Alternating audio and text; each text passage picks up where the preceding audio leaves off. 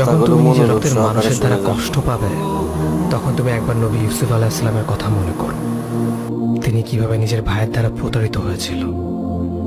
যখন তোমার বাবা মা না বুঝে তোমার বিরুদ্ধাচরণ করে, তখন নবী ইব্রাহিম আলাইহিসসালামের কথা মনে করো। তার বাবা তাকে আগুনে নিক্ষেপ করায় ভূমিকা রেখেছিল। যখন তুমি সমস্যা থেকে পরিত্রাণের জন্য কোনো পথ পাবে না, তখন ইউনুস আলাইহিসসালামের কথা ভেবো।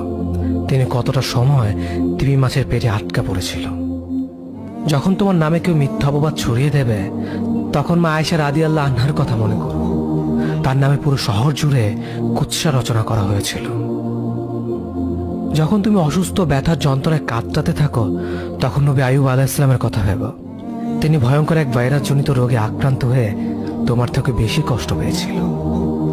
যখন তুমি দিনের কোনো বিধান নীতিতে যুক্তি খুঁজে পাও না, তখন নবী নূহ আলাইহিসসালামের কথা ভেবো। তিনি কোনো প্রশ্ন ছাড়াই মরুভূমিতে নৌকা তৈরি করেছিল।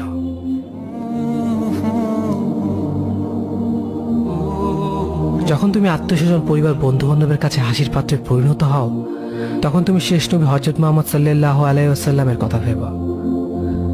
রাসূল সাল্লাল্লাহু আলাইহি ওয়াসাল্লাম বলেছিলেন, সবচেয়ে বড় পরীক্ষা দিয়ে সব থেকে বড় পুরস্কার আসে।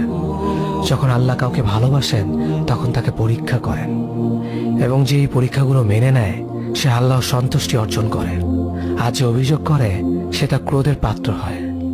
হে আল্লাহ, তোমার কথা মনে করার, তোমার প্রতি কৃতজ্ঞ হওয়ার এবং তোমার ইবাদত করার তৌফিক আমাদের দান করো। ভালো লাগে যেভাবে তুমি সাবস্ক্রাইব করে সন্তুষ্ট যাবেন, হও, ইনশাআল্লাহ সেভাবেই ভালো আমাদের ভালো পরিচালিত ভিডিও করো। পাবেন সবসময়।